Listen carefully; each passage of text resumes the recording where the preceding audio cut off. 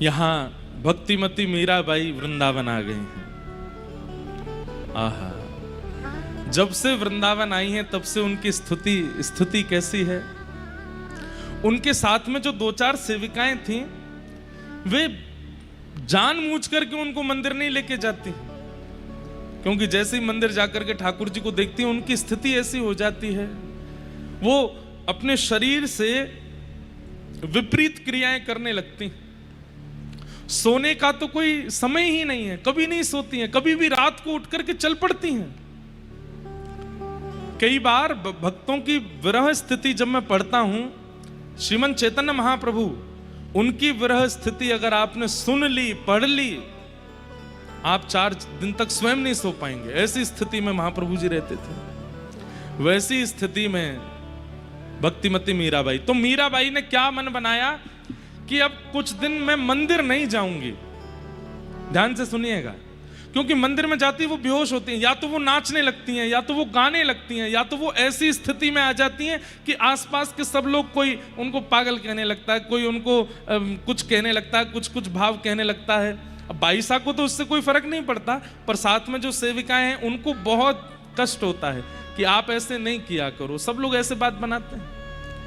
एक बार बाईसा श्रीनाथ जी के सामने पहुंची। आहा, देख करके छवि ठाकुर जी की मन अपने वश में नहीं रहा और नृत्य करने लगी ठाकुर जी के आगे। कोई वाद्य की आवश्यकता नहीं, कोई स्थान की आवश्यकता, बस वो देखती हैं और उनका मन रूपी मयूर वो अपने वश में नहीं रह पाती, बस नाचने लगती हैं ठाकुर जी के आगे।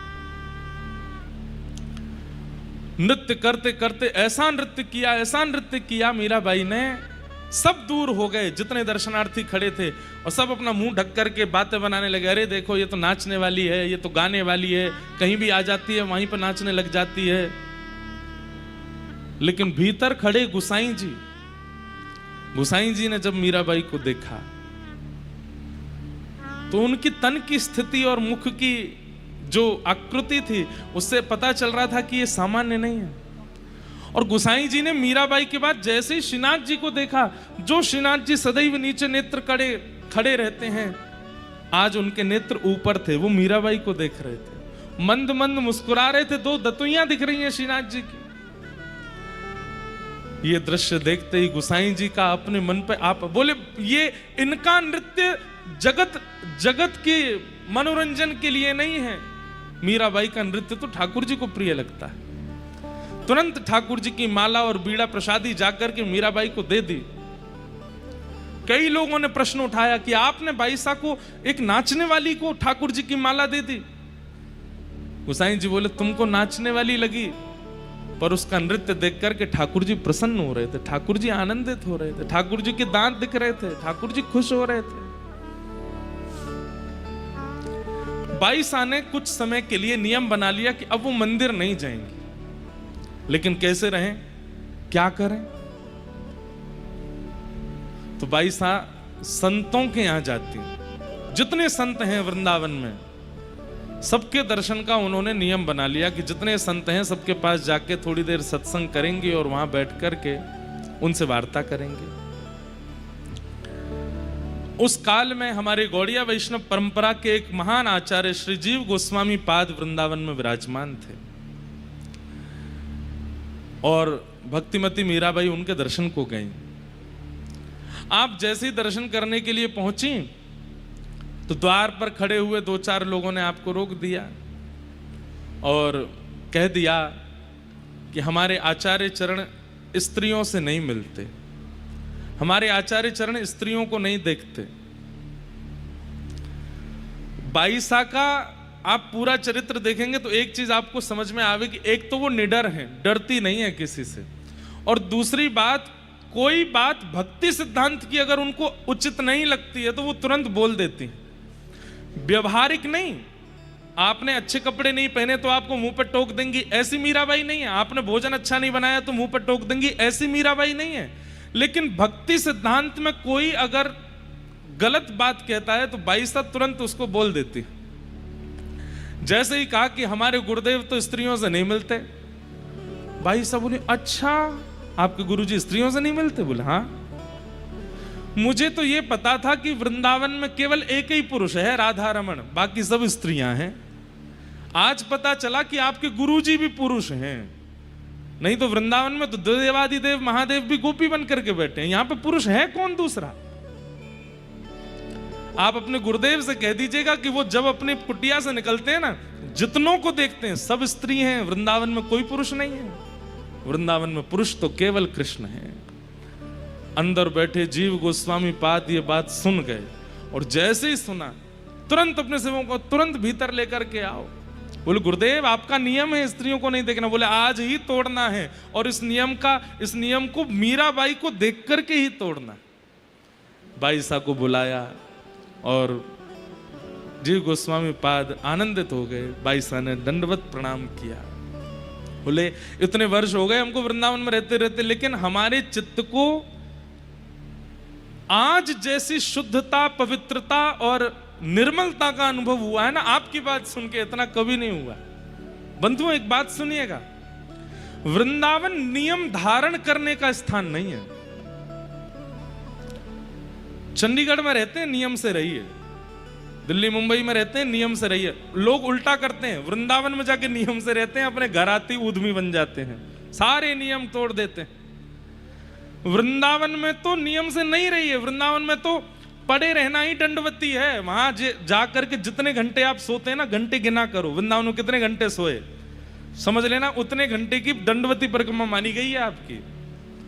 वृंदावन में बोलना ही भजन है, वृंदावन में घूमना ही परिक्रमा है। वृंदावन में नियम धारण करने का स्थान नहीं है। अन्य अन्य स्थानों पर नियम से क्या होता है, हृदय की शुद्धि। वृंदावन जाकर के तो विचरण करना, दर्शन करना, आनंद करना, खूब उन्माद होकर के नृत्य करना, उसी से ही शुद्ध होता है चित्त। जीव गोस्वामी पाद बोले मैंने आज तक नियम धारण किया था, लेकिन आज तक मुझे ठाकुर जी का अनुभव नहीं हुआ। आपकी बात सुन के और जैसे ही मैंने आपको देखा है, पहली बार एक स्त्री का दर्शन मैं कर रहा हूं, और आपको देखते ही मुझे ऐसा लग रहा है कि श्री कृष्ण मेरे आसपास ही हैं, वो मेरा स्पर्श कर रहे हैं। आज मेरे संपूर्ण जीवन के भजन का फल मुझको मिल गया है। धन्य है आप। मीराबाई अपनी प्रशंसा सुन के प्रसन्न नहीं होती, वो कहती हैं आचार्यों के चरणों में आई हूं, कुछ पूछना चाहती हूं। जीव गोस्वामी पाद बोले आज्ञा कीजिए, क्या पूछना है आपको? बाईसा का तो एक ही प्रश्न रहता है, मुझे बहुत प्रिय है ये पद। मीराबाई के सारे पद ही अच्छे हैं, पर कुछ पद ऐसे हैं जो हृदय में बिल्कुल घर करके बैठे। कब हो मिले पिया मोरा गोविंद, कब हो मिले पिया मोरा गोविंद, कब हो मिले पिया मोरा। नेत्र बंद करके आप सब लोग भी एक प्रकार से मानो पूछिए कब मिलेंगे नाथ मुझको। हमारी उम्र निकली जा रही है, 28 साल के हो गए, 35 साल के हो गए, 40 के हो गए, 50-60 के हो गए। धन मिल गया, वैभव मिल गया, ऐश्वर्य मिल गया, पत्नी मिल गई, पति मिल गए, बच्चे मिल गए। नाथ अब कब मिलोगे आप? पता नहीं कितने दिन और बचे हैं हमारे जीवन के। कृपा कीजिए नाथ, अब बस आप मिलो। बाईसा जिनको देख करके कितनों को कृष्ण दर्शन हो जाता है, वो तब भी सब संतों के यहां जाकर के केवल यही कहती हैं, कब हो मिले पिया मोरा गोविंद, कब हो मिले पिया मोरा गोविंद।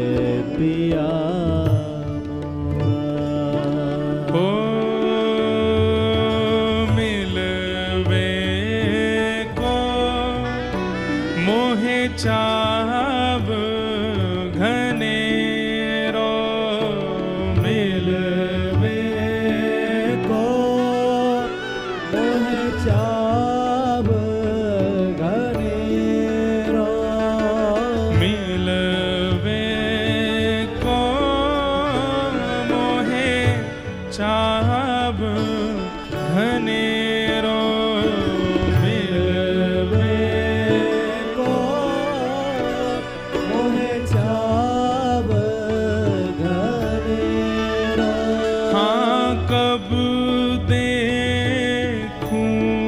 मुख तोरा गोविंद कब देखूं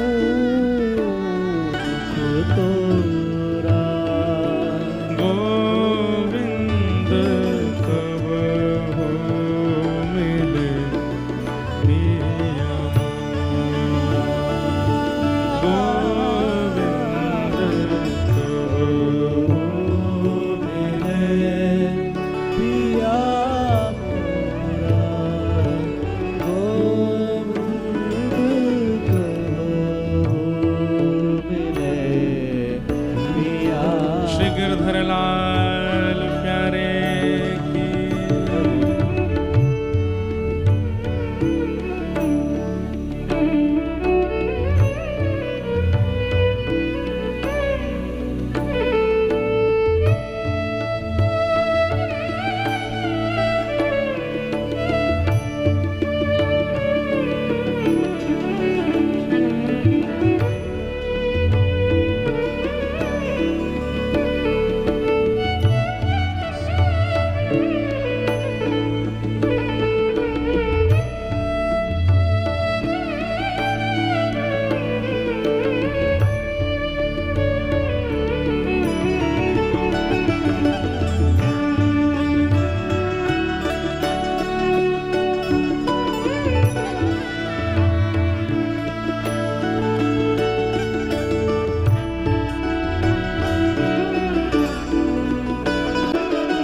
किसी ने मीराबाई से पूछा है अगर ठाकुर जी आपको मिल गए तो आप क्या करोगे?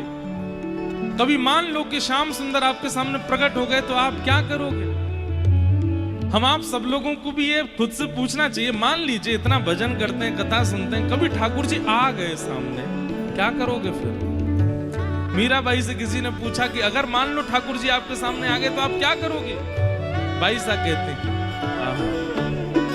ओ चरण कमल को एकटक देखूं, चरण कमल को एकटक देखो, चरण कमल को एकटक देखूं, चरण कमल को एकटक देखो। अच्छा, इसके पीछे एक बात और है।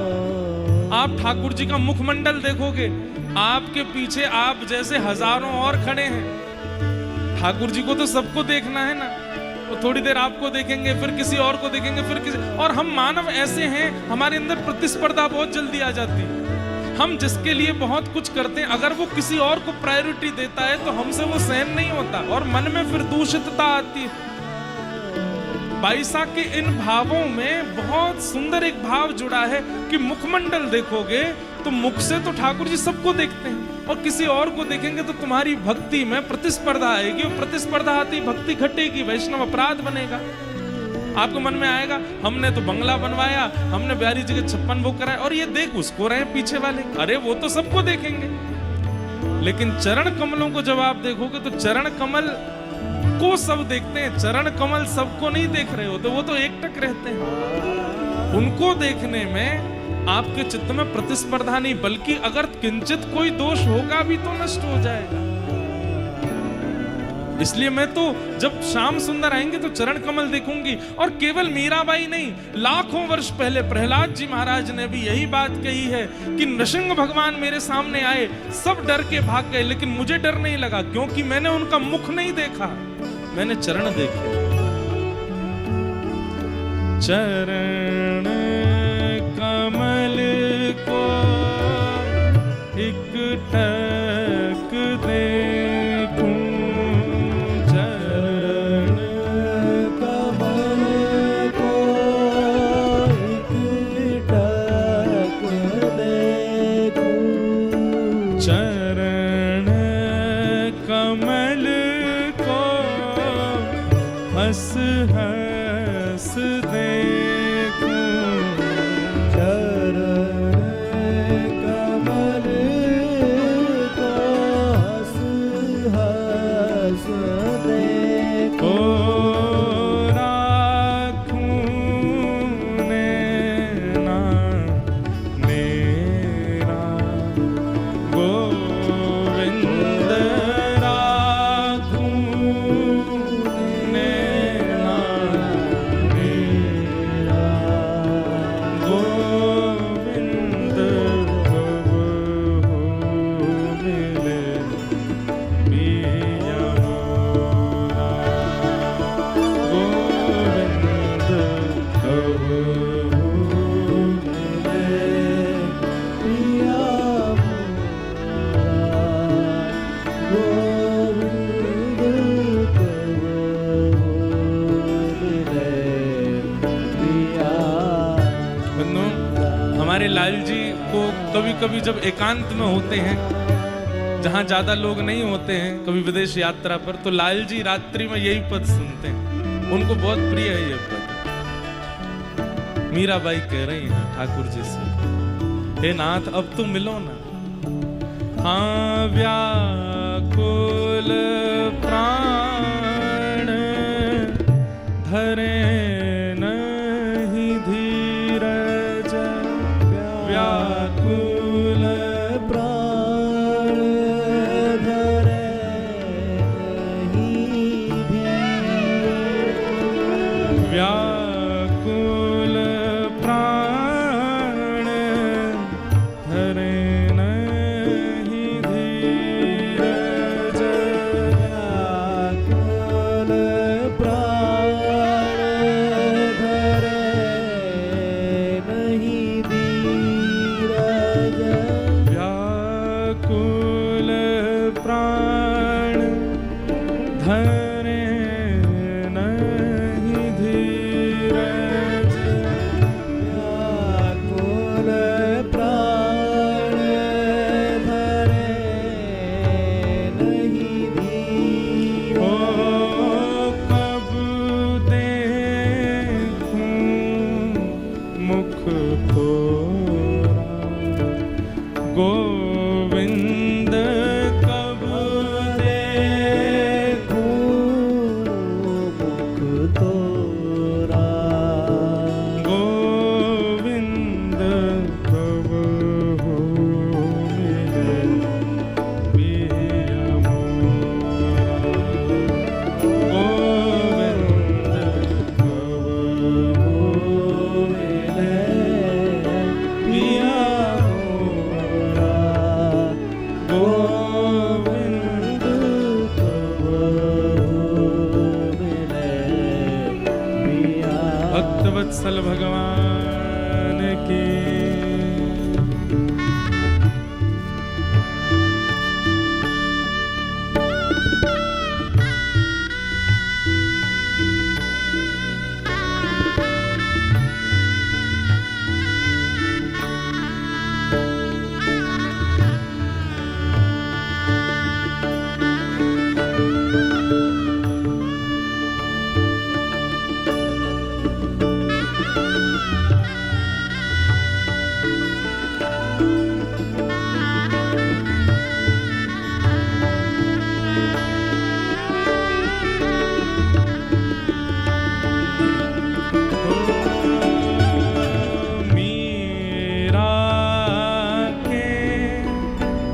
प्रभु गिरधर नाथ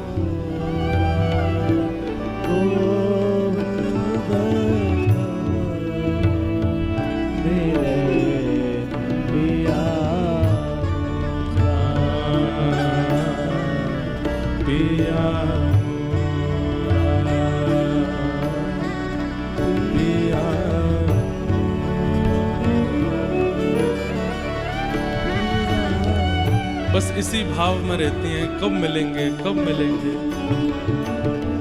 धीरे धीरे भावावेश इतना प्रगाढ़ होने लगा मीराबाई का।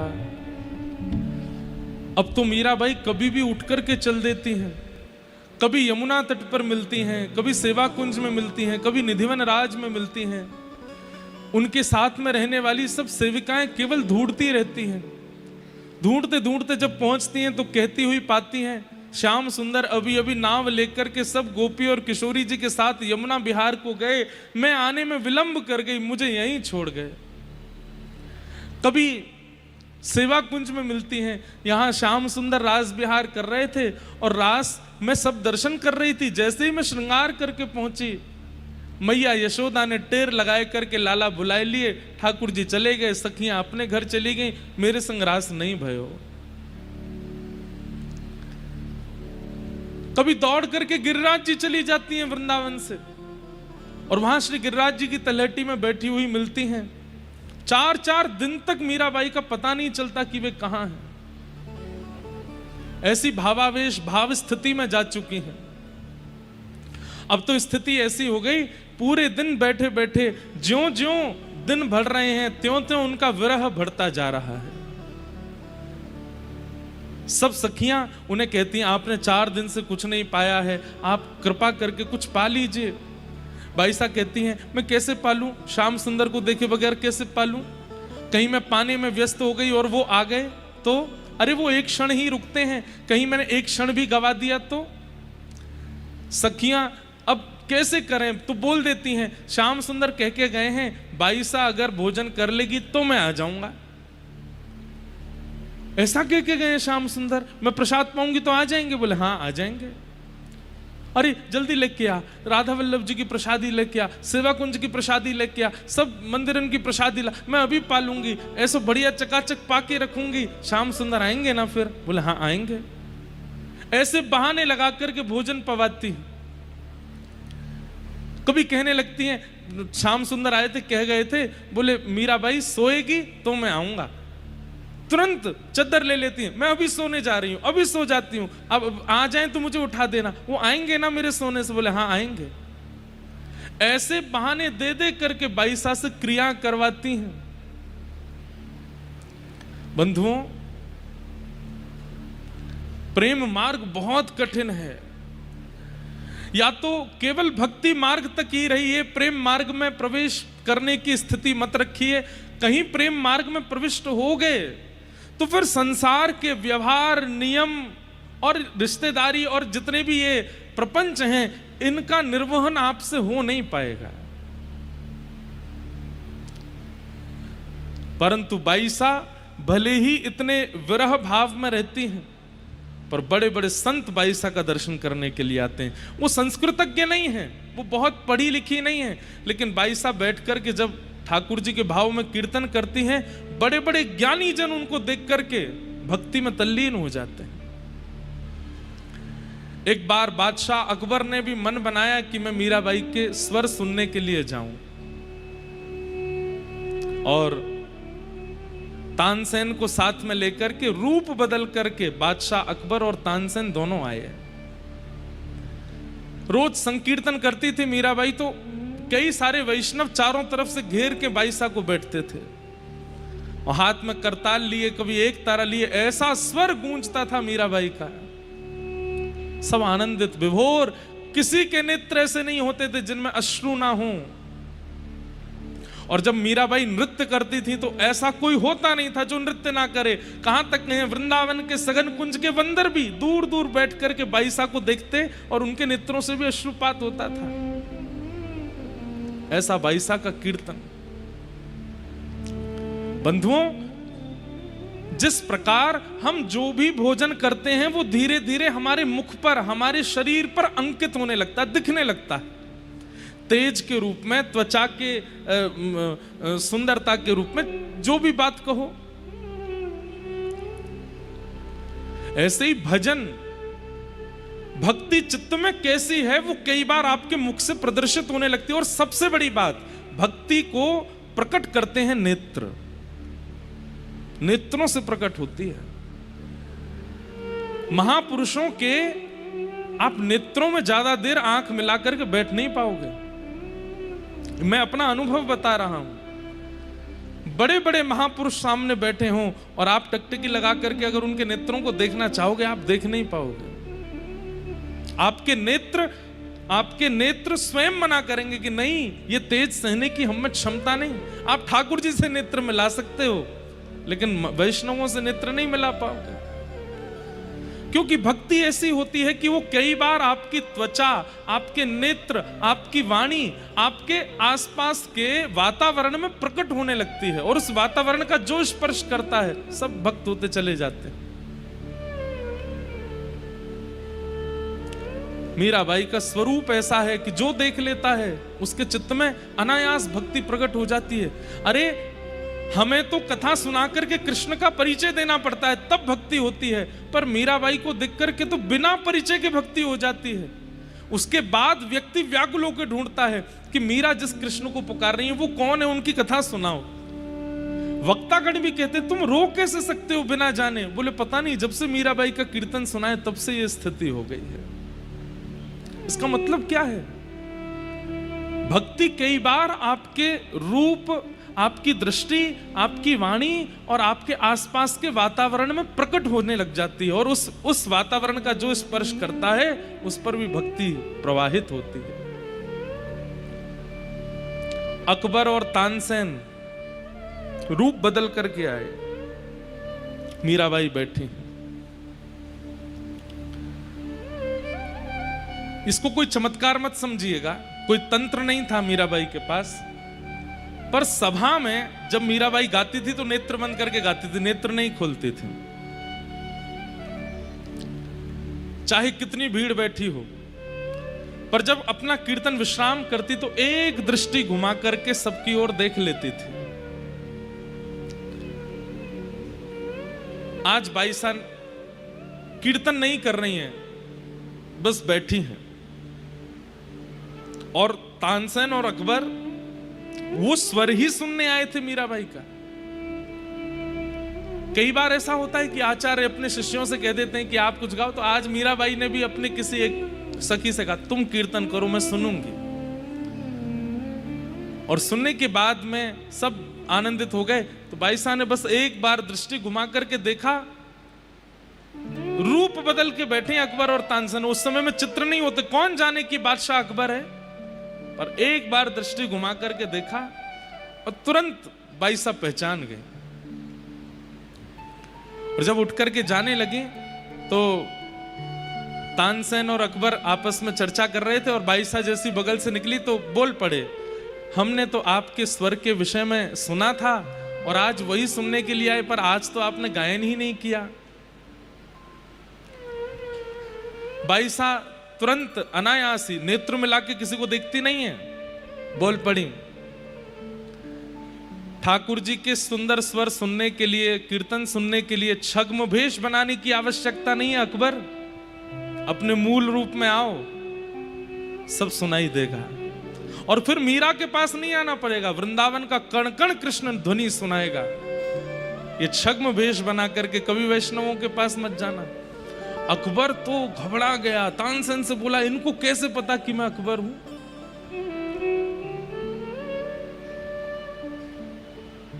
लोग मानते नहीं इस बात को, पर अकबर ने एक बार प्रणाम किया और प्रणाम करके कहा, मैंने बहुत सुंदर स्त्रियों को अपने जीवन में देखा, पर आपको देखकर के मेरे मन में विचलनता नहीं, बल्कि और जो विचलनता थी सब समाप्त हो गई। आपको कैसे पता कि मैं अकबर हूं? बाईसा बोली, भजन केवल कृष्ण प्राप्ति नहीं कराता, कृष्ण प्राप्ति से पूर्व विवेक प्रदान करता है। दृष्टि में, वाणी में, विचार में, बुद्धि में, सब में विवेक आ जाता है। तुम्हारे खड़े होने का ढंग, तुम्हारे नेत्रों का ढंग और तुम्हारे मुखमंडल की आकृति ये बता रही है कि तुम सामान्य व्यक्ति नहीं हो, तुम किसी राज पदवी पर बैठे हो। एक क्षण में मुझे पता लग गया कि तुम अकबर हो।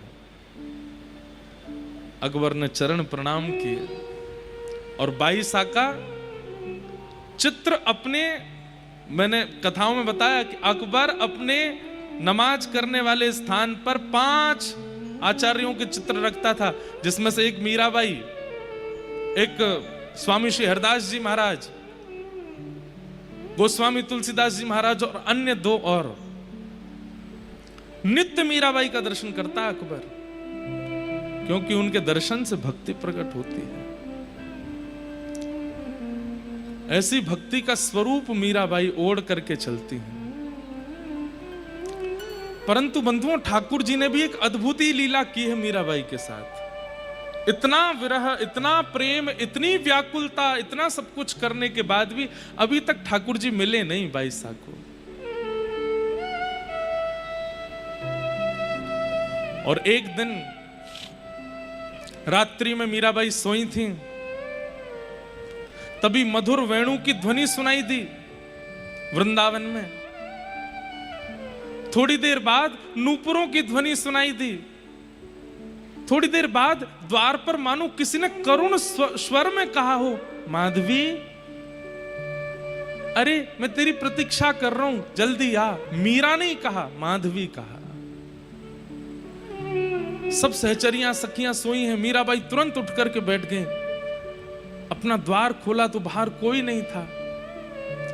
निकल पड़ी, कहां जाना है कुछ पता नहीं। कभी जमुना जी की ओर जाती हैं, कभी कुंज की ओर जाती हैं, कभी गिरिराज जी की ओर मुड़ जाती हैं। हार गई, थक गई। एक वृक्ष की ओट में जाकर के रोने लगी, हे श्याम सुंदर, अब मुझ में क्षमता नहीं है सहने की। अब पीड़ा मत दो, अब कृपा करो। मेरे प्राण पखेरु उड़ जाएंगे, मैं भी एक मानव हूं, थोड़ी दया करो मेरे ऊपर दयानाथ, अब मुझसे सहन नहीं हो रहा है। और तभी दिव्य स्वरूप, ऐसी अद्भुत सुगंधी, ऐसे अद्भुत पोशाक, मुख की कांति इतने आकर्षण में कि कोई देख ले तो न्यौछावर हो जाए। चलती हुई एक सहचरी वहां पर आई, कोई और नहीं है, श्री ललिता जी। और ललिता जी आकर के अपना हाथ पसारती आगे, माधवी चल मेरे साथ, श्याम सुंदर बुला रहे हैं। मीराबाई उठ करके देखने लगी और रूप लावण्य देख करके पहले तो मोहित हो गई, इतना सुंदर कभी देखा नहीं। हाथ पकड़ लिया और चलने लगी और धीरे धीरे पूछने लगी, आपने मुझे माधवी क्यों कहा? मैं तो मीरा हूं ना। ललिता जी हंसने लगी, अरे तू जाने ना है, चल अंदर।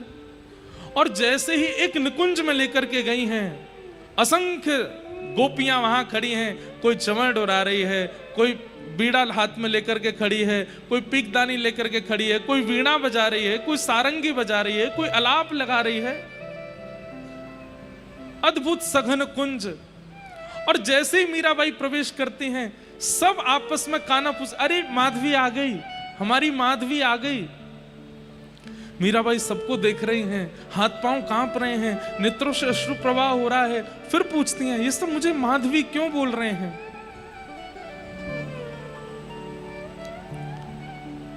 सघन कुंज में अंदर प्रवेश किया और अंदर जाकर के जैसे ही नेत्र उठा करके सन्मुख देखा, आहा, सुंदर रत्न का सिंहासन, और रत्न सिंहासन पर साक्षात श्री प्रियालाल जी सन्मुख विराजमान है। और सन्मुख विराजमान होकर के श्री ठाकुर जी अपनी तिरछी नेत्रों से श्री प्रिया जी को देख रहे हैं और कह रहे हैं, हे श्यामाजू, आज माधवी आई है। मीराबाई तो भावुक हो गए। किशोरी जी ने अपने हृदय से लगाया, किशोरी जी के चरणों में प्रणाम कर रही है माधवी। हे श्यामाजू, आज आपने कृपा करके मुंह पे अनुग्रह किया हुए जो मुकु यहां कुंज में, ये तो मुंह पे कृपा करे ही नहीं है। इनको मुखमंडल देखने की भी क्षमता नहीं। मीराबाई देख नहीं रही है मुख की ओर, चरण ही देख रही हैं और किशोरी जी से शिकायत कर रही हैं। इतनी पीड़ा, इतना कष्ट, इतना विरह देते हैं, आप समझाती क्यों नहीं हो इनको? हे श्यामाजू, ये सब मुझे माधवी कह करके क्यों पुकार रहे हैं? किशोरी जी ने सिर पर हाथ फेरा और तुरंत मीराबाई के नेत्र बंद हुए और पूर्व जन्म की जो स्मृति एक बार बचपन में आई थी, वो स्मृति पूर्ण रूप से पुनः आने लगी। जब नख पर गिरिराज जी धारण किए थे श्री श्याम सुंदर ने, तब माधवी नाम की गोपी थी आप, और आपने ठाकुर जी को मुख नहीं दिखाया था, जिसके कारण ठाकुर जी ने आपको कह दिया था कि मेरा मुख देखने के लिए तड़पोगी। वही माधवी ही युगों बाद मीरा बन करके आई है। यहां सब निकुंज में तुमको माधवी नाम से जानते हैं मीरा।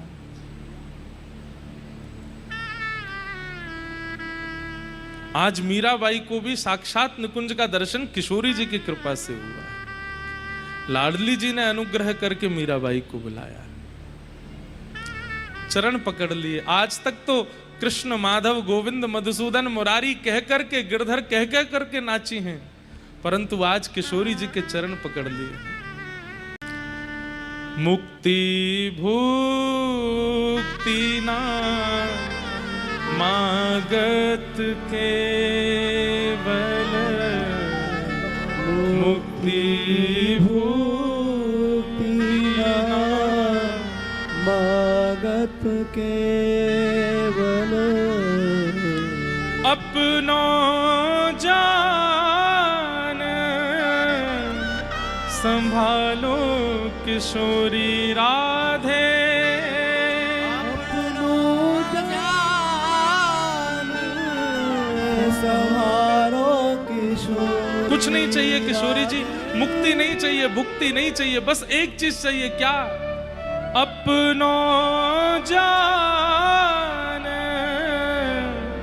संभालो किशोरी राधे, अपनो जान संभालो किशोरी राधे। मोहे तो भरोसो है तेरो री किशोरी राधे, मोहे तो भरोसा है तेरो रे किशोरी राधे। साधनहीन दीन में राधे, साधनहीन दीन में राधे। तुम करुणामयी प्रेम अगाध, तुम करुणामयी प्रेम अगाधे। मोहे तो भरोसो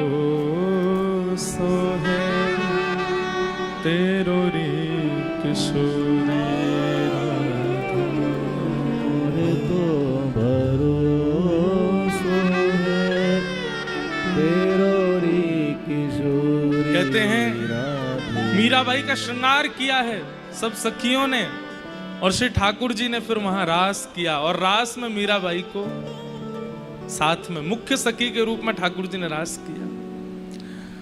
और रास करने के पश्चात आप लोग अब सोच रहे होंगे कि अब तो मीराबाई का जीवन सफल हो गया, लेकिन नहीं, ठाकुर जी तो अभी और विरह देना चाहते हैं। रास विश्राम होते ही ठाकुर जी और किशोरी जी के चरणों में श्री माधवी बैठी है। ठाकुर जी कहते हैं, मीराबाई आज बड़ी प्रसन्न है, दोनों के चरण स्पर्श कर रही हैं, बड़ी आनंद में है। बहुत दिन बाद आज मीराबाई बहुत प्रसन्न है, और प्रसन्न क्या, सर्वनिधि मिल गई उन्हें। लेकिन ठाकुर जी तुरंत कहते हैं, माधवी अब तो को वापस जानो पड़ेगो। ये सुनते ही मीराबाई पुनः भावुक हो गई, चरण पकड़ लिए, अब मत भेजिए, मैंने बहुत सह लिया है नाथ, अब मुझ में सामर्थ्य नहीं है, आप क्यों इतनी पीड़ा मैंने ऐसा क्या अपराध कर दिया कि आप मुझे इतनी पीड़ा देते हैं? ऐसा कौन सा दोष लगा है मुझे, ये बताइए। आज जब मैं निकुंज में आ चुकी हूं, सब प्राप्त हो गया, फिर मुझे वापस क्यों भेजने की जिद आप कर रहे हैं? ठाकुर जी ने माधवी के सिर पर हाथ रख के कहा, अपने बारे में विचार मत करो माधवी, तुम मीरा हो और तुम्हारे कारण ना जाने कितनों को प्रेम लक्षणा भक्ति का अनुभव हो रहा है। अभी वृंदावन में कई रसिक, कई भक्त और कई महापुरुषों को तुम्हारे दर्शन की आवश्यकता है, और तुम्हारे भजन और तुम्हारे भक्ति के प्रचार से कितनों को भक्ति प्राप्त होने वाली है। अपना विचार मत करो, ये स्वार्थ भाव चित्त में मत लाओ, तुम पर कल्याण होगा। मैंने तुम्हें अभी दर्शन करा करके केवल विश्वास प्रकट कराया है कि मैं तुमसे मिलूंगा, तुम व्यथित मत हो, विचलित मत हो। लेकिन अभी तुम्हारा कुछ दिन का जन्म शेष और है, अभी तुम्हें जाना पड़ेगा, अभी कुछ और लीलाएं करनी हैं, अपने दर्शन और अनुग्रह से तुम्हें औरों को अभी कृतार्थ करना है, उसके बाद तुम्हें हमारी प्राप्ति होगी। मीराबाई बहुत व्याकुल हो गई। ललिता जी आई, बाईसा खूब रो रही हैं, नहीं जाना है, परंतु लेकर के निकुंज से गई हैं। और जैसे ही निकुंज से बाहर पहुंची हैं, निकुंज पूरा अंतर्ध्यान हो गया। निकुंज तो अंतर्ध्यान हुआ ही, ठाकुर जी के साथ हुआ रास और सब लीला वह भी मस्तिष्क से अंतर्ध्यान हो गई। ये अंत में जाकर के बाईसा को याद आया कि मध्य में एक बार लीला हुई थी। बस इतना स्मरण में रहा कि श्याम सुंदर बैठे थे, मैंने उन्हें देखा था, वो कुछ कह रहे थे, पर क्या कह रहे हैं सब मति से अंतर्ध्यान हो गया। और फिर से वही व्याकुल, वही विरह, उसी प्रकार श्याम सुंदर को ढूंढती विलखती मीराबाई सामने से सखियां आ जाती हैं, ढूंढ लेती हैं। 4 दिन बाद मीराबाई मिली हैं और ले जाकर के पुनः उनको सेज पर सुला देती। हमसे ठाकुर जी क्या उम्मीद रखते हैं हमें नहीं पता, हमसे क्या करवाना चाह रहे हैं। अतिशय विरह कई बार ठाकुर जी शायद इसलिए देते हैं कि उस विरह से आंतरिक शुद्धि तो होती ही है, कईयों के सन्मुख जाकर के हम ना जाने कितनों को अपने उपस्थिति से शुद्ध कर रहे होते हैं। ठाकुर जी कई बार भजनानंदियों को पृथ्वी पर अपनी प्राप्ति के लिए भी भेजते हैं, अपने साथ साथ उनके भजन से कितनों को भगवत प्राप्ति होगी, ये भावना भी ठाकुर जी रखते हैं। मीराबाई पुनः आ गए। और जब मीराबाई इस प्रकार विरह में होती थी, अपनी सखियों से कहती थी, मुझे औषधि मत देना, किसी वैद्य को लेकर के मत आना, केवल एक ही क्रिया करना, क्या, ठाकुर जी की लीला सुनाना, ठाकुर जी के भाव सुनाना। कोई बाल लीला सुनाती है, कोई कहीं की लीला सुनाती है, कोई रास, और मीराबाई बस वही सुन सुन के लेटी रहती है। आगे मीराबाई और भी वृंदावन में लीलाएं करके फिर द्वारिका जाती हैं। महादेव भी आते हैं, रुक्मणी जी भी आती हैं। इसी कलिकाल में भगवान की 16,108 पत्नियां भी आई हैं मीराबाई का दर्शन करने। कैसी कैसी लीलाएं बाईसा के साथ होती हैं, वो सब धीरे धीरे श्रवण करेंगे। परंतु विशेष रूप से मध्यस्थ में ये कृष्ण कृपा भी किशोरी जी की कृपा से आज मीराबाई के ऊपर हुई। अचेत अवस्था है। यहां भागवत की कथा में ठाकुर जी अब धीरे धीरे बड़े हो रहे हैं। 1 वर्ष के ठाकुर जी हो गए। गर्गाचार्य जी ने आकर के भगवान का नामकरण संस्कार किया। शुक्ले रक्तस्तथा पीत इदानिम कृष्णताम गतः, भगवान का नामकरण हो गया। धीमे धीमे ठाकुर जी बड़े हो रहे हैं, और ज्यों ज्यों ठाकुर जी बड़े हो रहे हैं वैसी वैसी लीला ठाकुर जी की विस्तृत हो रही है। चलनो सीख गए, थोड़ो थोड़ो बोलनो सीख गए। मैया बोले, बाबा बोले, दादा बोले, गैया बोले। अभी 4-5 शब्द ही ठाकुर जी से बोलवो आमे। धीरे धीरे ठाकुर जी अब चलन लगे हैं। सूरदास जी महाराज ठाकुर जी के इस भाव का वर्णन कर रहे हैं। हे हरि अपने आंगन कछु गावे, हे हरि अपने आंगन कछु गावे। बहुत सुंदर भाव है। नेत्र बंद करके इस भाव का दर्शन कीजिएगा। इतना सुंदर वर्णन श्री सूरदास जी महाराज ठाकुर जी की बाल लीला का कर रहे हैं।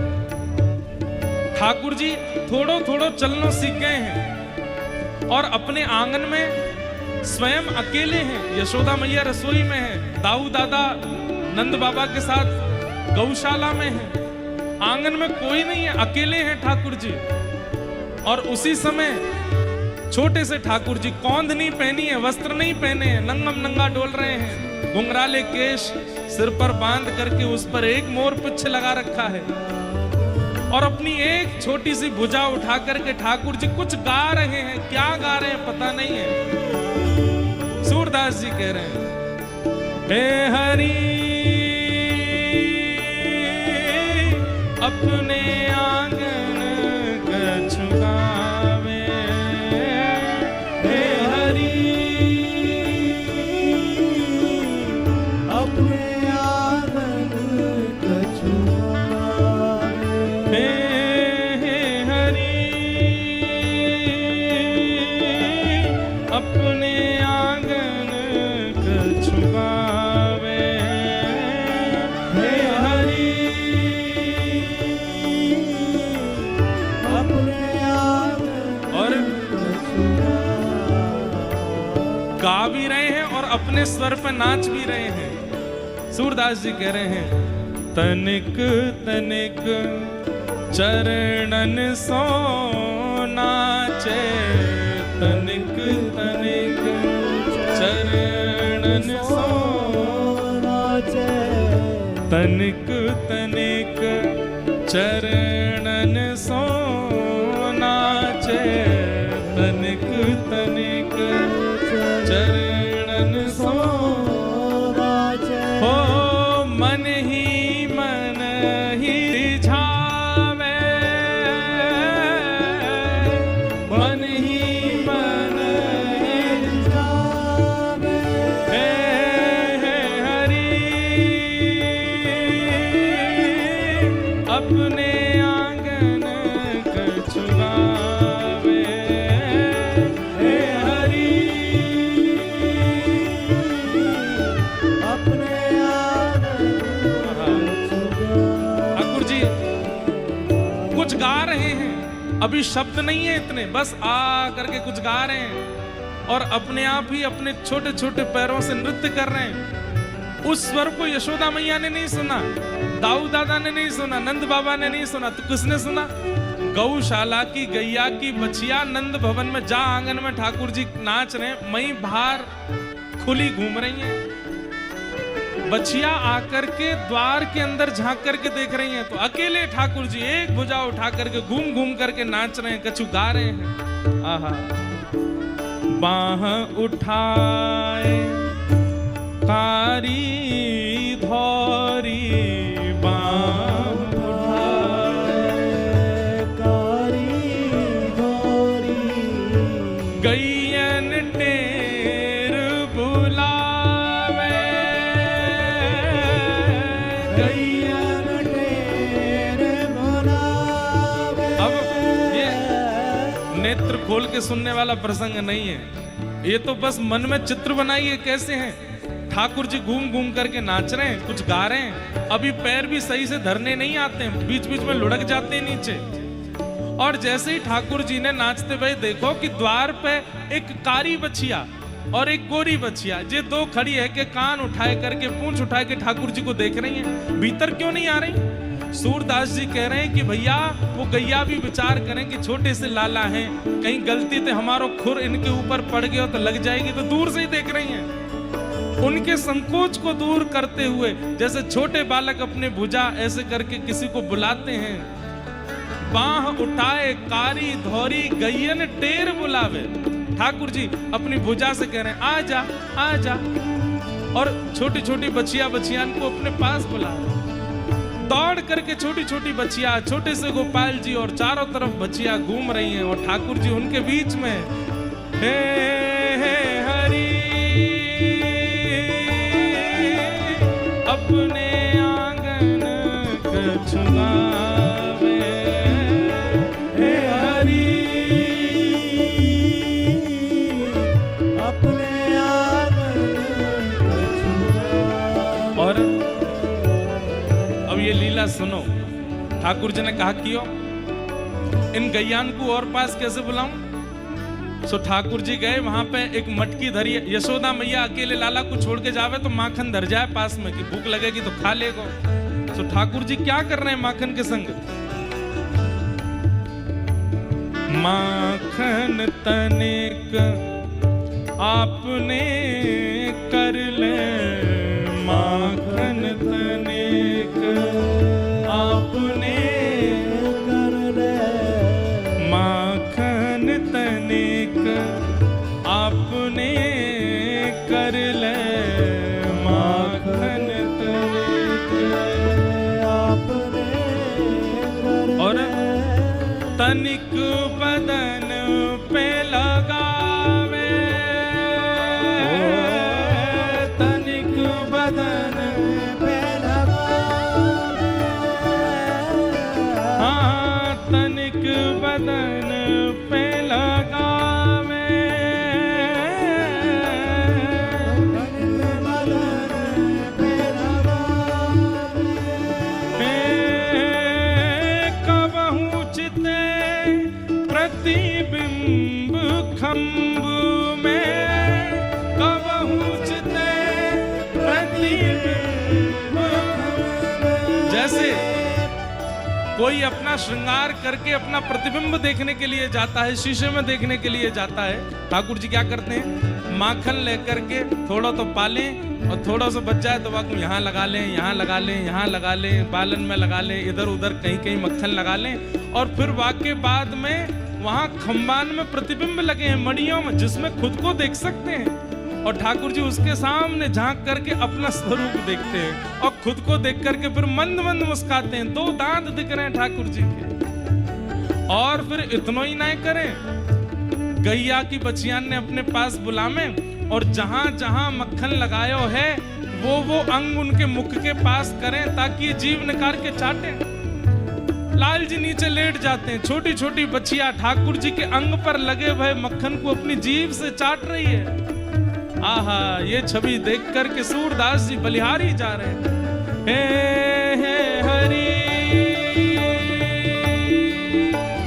अपने आंगन कछु गावे, हे हरि अपने आंगन कछु गावे, हे हरि अपने आंगन कछु गावे, हे हरि अपने आंगन कछु गावे, दूर देख यशोमती यह लीला, दूर देख यशोमती यह हर्षानंद बढ़ावे, हर्षानंद बढ़ावे, हे सूरदास के बाल चरित नित, सूरदास दास के बाल चरित हे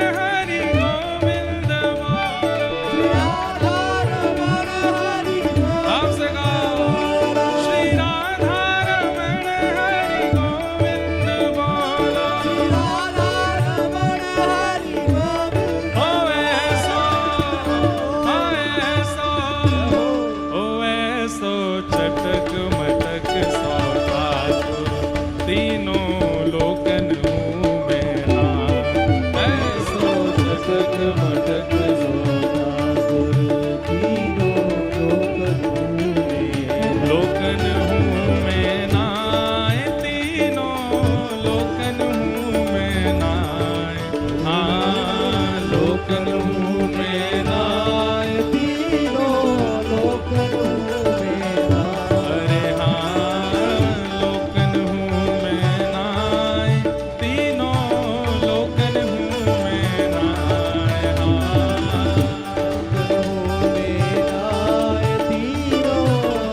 पूजा उठा के हो ऐसो, हाँ ऐसो, हो ऐसो चटक मटक सो ठाकुर तीनों लोकन हूँ मैं नाथ।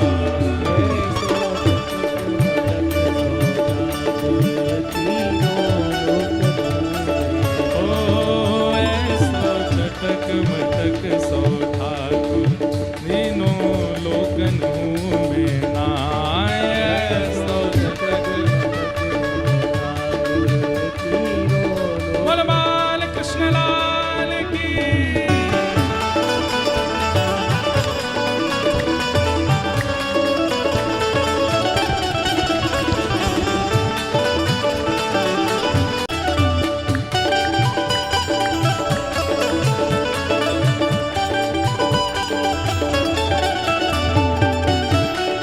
श्री राधा रमण लाल की।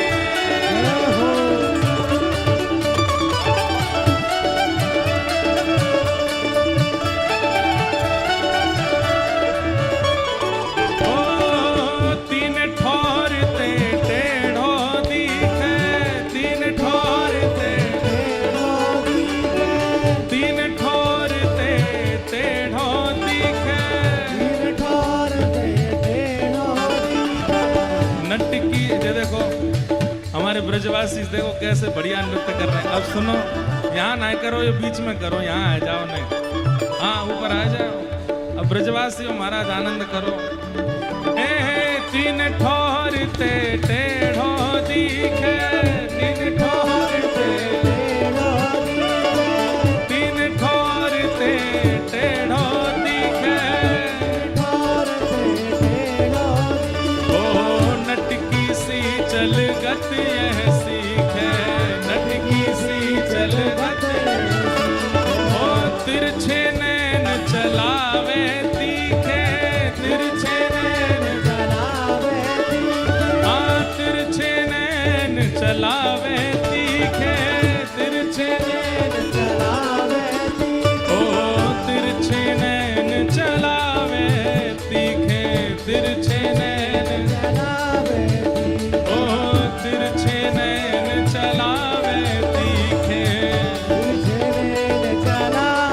और सब देवन को देव, हाँ सब देवन को देव, सब देवन को देव, हाँ सब देवन को देव। तो ये ब्रज में घेर गाय, हाँ सब देवन को देव। ओ ऐसो, ओ ऐसो, ओ ऐसो चटक मटक सो ठाकुर तीनों लोकन हूँ मैं नाथ। ऐसो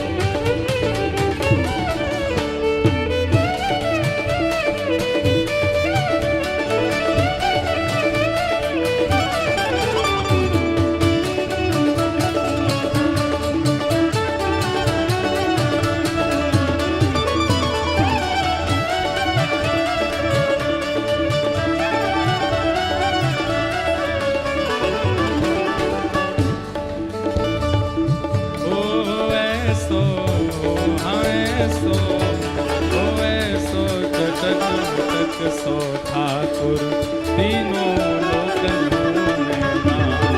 ऐसो चटक मटक सो ठाकुर ऐसो चटक मटक सो ठाकुर तीनों लोकन में नाम। ऐसो जटक मटक सो ठाकुर तीनों लोकन में। बड़े बड़े असुरन को मारो, बड़े बड़े बड़े बड़े असुरन को मारो, बड़े बड़े असुरन को मारो। नाग कालिया पकड़ पछाड़ो, नाग कालिया पकड़ पछाड़ो। नाग कालिया पकड़ पछाड़ो, नाग कालिया पकड़ पछाड़ो। 7 दिनन तक गिरिवर धारो, 7 दिनन तक गिरिवर धारो। 7 दिनन तक गिरिवर धारो।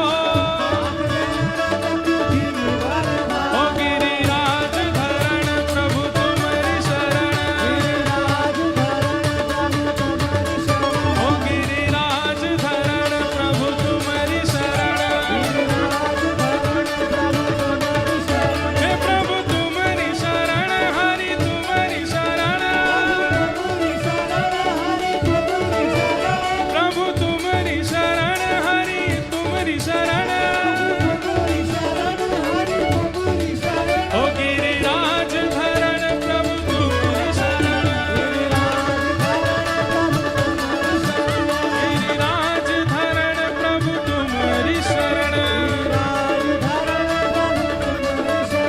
ओ 7 दिनन तक गिरिवर धारो, 7 दिनन तक। गिरिवर धारो।